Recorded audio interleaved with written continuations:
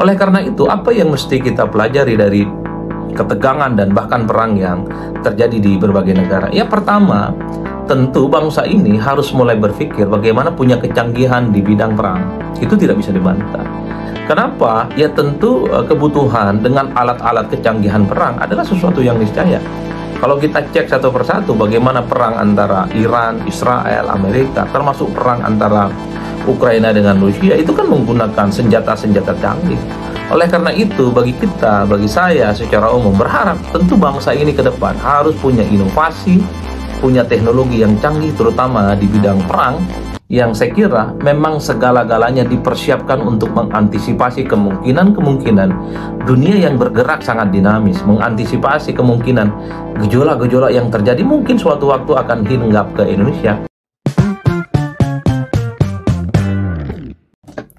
Bismillahirrahmanirrahim. Assalamualaikum warahmatullahi wabarakatuh. Saya kira kita sebagai bangsa Indonesia harus belajar banyak dari kasus-kasus perang yang belakangan terjadi di berbagai tempat. Kita harus belajar banyak dari kasus perang antara Rusia dengan Ukraina.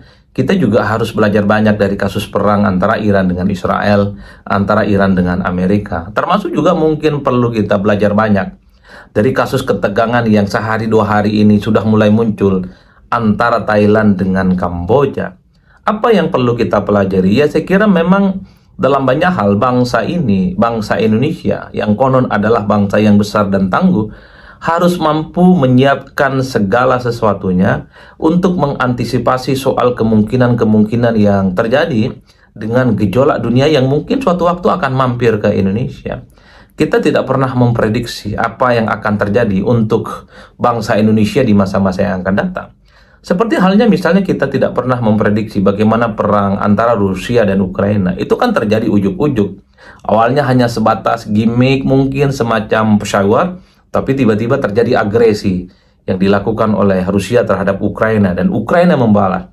Dan perang itu terjadi hingga saat ini.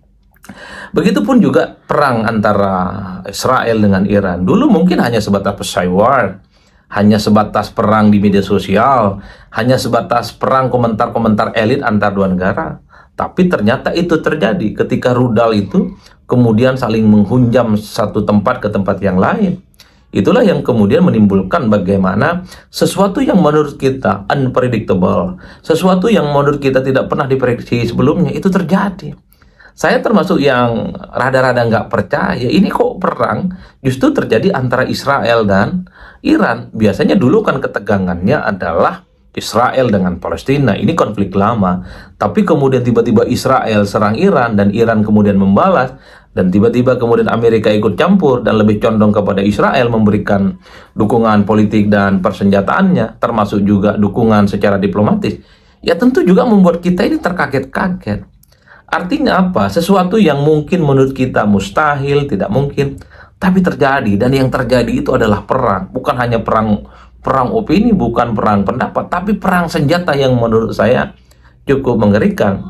Wajar kalau kemudian kita sebagai bangsa Indonesia, sekalipun hari ini aman-aman saja, baik-baik saja, tentu di kemudian hari kita segala sesuatunya harus mampu mempersiapkan supaya kita, kalau kita menghadapi kemungkinan-kemungkinan yang tidak kita harapkan, itu akan siap sedia, siap tempur, dan siap segala-galanya. Termasuk juga mungkin kita akan semakin belajar dari tiba-tiba ada ketegangan antara Thailand dengan Kamboja. Konon sudah mulai ada pembatasan atau semacam penutupan sejumlah perbatasan antara Thailand dengan Kamboja yang terjadi di 6 provinsi. Itu efek dari eskalasi ketegangan dua negara yang kemudian memang sebenarnya ini konfliknya, ketegangannya terjadi sejak lama. Oleh karena itu, apa yang mesti kita pelajari dari ketegangan dan bahkan perang yang terjadi di berbagai negara? Ya, pertama, tentu bangsa ini harus mulai berpikir bagaimana punya kecanggihan di bidang perang. Itu tidak bisa dibantah. Kenapa? Ya tentu kebutuhan dengan alat-alat kecanggihan perang adalah sesuatu yang niscaya. Kalau kita cek satu persatu bagaimana perang antara Iran, Israel, Amerika, termasuk perang antara Ukraina dengan Rusia, itu kan menggunakan senjata-senjata canggih.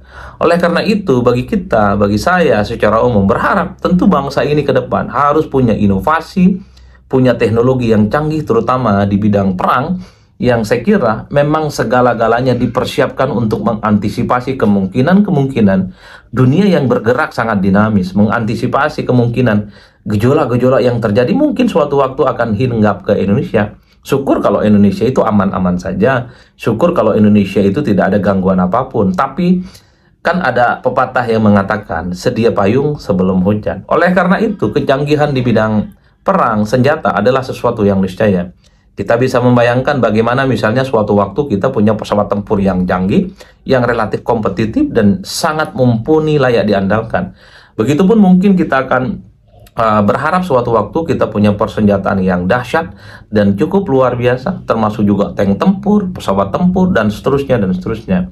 Mungkin banyak publik yang kaget ketika tiba-tiba misalnya Iran yang dulu menjadi negara yang sempat diembargo, negara yang dikucilkan, negara yang kemudian dalam tanda kutip itu dia dieliminasi, tidak punya kawan gara-gara sanksi dari dunia internasional. Kalau melihat kecanggihan perang, rudal yang dikirimkan ke Rusia, rudal yang dikirim ke ke Israel, dan bahkan di pangkalan Amerika Serikat di Qatar, saya kira orang banyak geleng-geleng kepala. Canggih juga ini rudal-rudal tempur yang kemudian dikirim oleh Iran. Bahkan kita sempat menganggap, wah, ini adalah satu inovasi yang tidak main-main. Ya, itulah yang saya kira kecanggihan-kecanggihan di bidang persenjataan perang, teknologi perang itu adalah sesuatu niscaya untuk mengantisipasi itu. Kalau Israel canggih, ya saya kira memang sejak lama, apalagi sekutu utamanya Amerika pastinya akan memberikan support secara total. Bagaimana kecanggihan-kecanggihan persenjataan dunia intelijen pada Israel itu kan sangat luar biasa. Yang membuat publik itu terhenyakan Iran, ini adalah negara yang sempat diembargo, dinilai tidak ada kemajuan, tapi nyatanya kalau melihat rudal yang ditembakkan ke berbagai tempat di Israel, kira-kira begitu, itu kan membuat orang membuka mata. Oh, ternyata Iran secara diam-diam telah mengembangkan industri peperangan mereka yang mungkin selama ini tidak pernah digembar-gemborkan. Karenanya kita sebagai bangsa besar, bangsa yang konon adalah bangsa yang hebat, sangat layak dan harus ketika bagaimana kecanggihan perang kita itu, alat-alat perang itu adalah sesuatu yang harus dilakukan di masa-masa yang akan datang. Itu satu ya. Nah, yang kedua tentu adalah soal kemandirian di bidang pangan. Ini penting. Kenapa kemandirian di bidang pangan? Jadi sekalipun terjadi perang yang berkecamuk ya di Timur Tengah, kemudian di Eropa seperti Rusia dan Ukraina, mungkin juga termasuk ketegangan antara Thailand dan Kamboja, kita tidak akan berdampak. Artinya apa? Harus bisa dipastikan suplai kebutuhan pangan untuk rakyat Indonesia itu terjamin untuk di masa-masa yang akan datang. Syukurnya misalnya beberapa waktu yang lalu ada pernyataan dari pemerintah ya, yang mengatakan bahwa soal ketahanan pangan kita ini sudah mulai ada dan sudah mulai tercapai. Yang perlu kita sampaikan adalah bagaimana ketahanan pangan ini tentu untuk mensuplai ketersediaan pangan di masa-masa yang akan datang dalam kurun waktu tahunan tertentu. Ketahanan pangan untuk 10 tahun, 15 tahun, dan 20 tahun, dan bahkan selama-lamanya. Sehingga kalaupun toh ada gejolak-gejolak yang terjadi di dunia internasional, ada perang, ada ketegangan, ada huru-hara di tempat lain, kita bangsa Indonesia tidak pernah kesulitan untuk mendapatkan suplai dan pasokan yang terkait dengan pangan. Saya kira itu menjadi prinsip supaya sekalipun terjadi perang, ya Indonesia aman saja, terutama dari segi kebutuhan. Oleh karena itu, soal kemandirian pangan yang kemudian disampaikan oleh pemerintah, mesti kita support, dan yang paling penting harus terus ditingkatkan supaya suplai kebutuhan pangan ini bukan hanya untuk kurun waktu setahun 2 tahun, tapi ini adalah untuk kebutuhan bertahun-tahun lamanya. Nah, yang ketiga bagi saya secara prinsip adalah soal kemandirian energi ya. Kita tahu mungkin krisis energi akan terjadi di berbagai negara, bukan hanya akan terjadi di Indonesia. Bahkan begitu banyak misalnya temuan-temuan, dan dulu bahkan Kementerian SDM akan mengatakan ketergantungan kita, energi kita, ketergantungan kepada energi fosil. Di mana energi fosil ini sebenarnya tinggal menunggu waktu, tinggal menunggu hitungan puluhan tahun akan habis.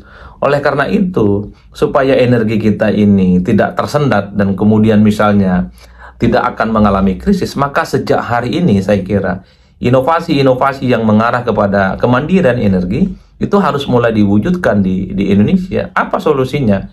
Ya tentu dengan cara mengembangkan energi terbarukan yang disebut dengan renewable energy.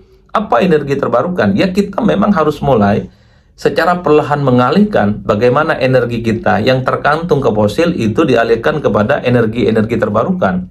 Misalnya energi yang berdasarkan panas bumi, geotermal, uap, angin, dan seterusnya, dan seterusnya. Ini adalah inovasi-inovasi yang tentu tidak mudah. Butuh kecanggihan SDM, butuh modal yang sangat luar biasa, dan yang paling penting adalah support dari seluruh elemen bangsa dan negara, terutama support yang dimiliki oleh negara. Sehingga kalaupun toh terjadi krisis, terjadi di mana-mana terkait dengan energi, tapi kita sebagai bangsa Indonesia masih secara gegap gempita, secara gagah berani menyatakan bahwa Indonesia tidak pernah mengalami krisis apapun, karena mulai saat ini kemandirian-kemandirian di bidang energi itu, ya tentu saja itu akan semakin mantap Indonesia. Karena kita dikhawatirkan juga dengan adanya perang di berbagai tempat, itu kan bukan hanya berdampak secara ekonomi, tapi juga dikhawatirkan akan berdampak pada sektor-sektor yang lain, terutama sektor energi, BBM akan naik, dan seterusnya, dan seterusnya.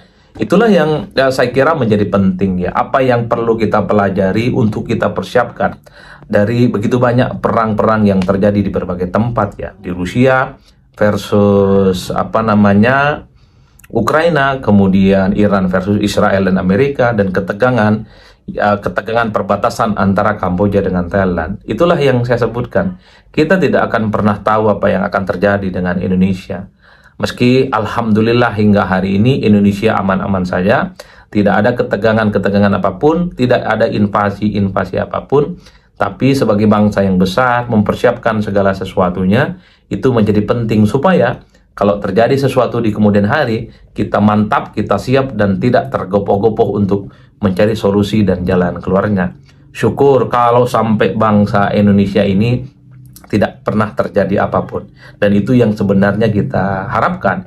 Indonesia damai dan tidak pernah memiliki musuh dan ketegangan apapun dengan negara-negara lain. Nah, yang terakhir, bagi saya saat ini ketika melihat begitu banyak ketegangan dan perang yang terjadi di berbagai tempat, di berbagai negara, saatnya bangsa Indonesia bersatu. Rakyat, negara saling bergandengan tangan bahwa membangun bangsa, melindungi bangsa itu adalah tanggung jawab kita semua. Jadi kalaupun toh ada kritik, protes-protes dari rakyat untuk memperbaiki kehidupan bangsa dan negara, janganlah anggap itu sebagai musuh. Jadi kalau ada masukan-masukan yang konstruktif dan mungkin pedas, yang sering datang kepada kuping-kuping dan telinga pemerintah, jangan anggap itu sebagai sebuah musuh.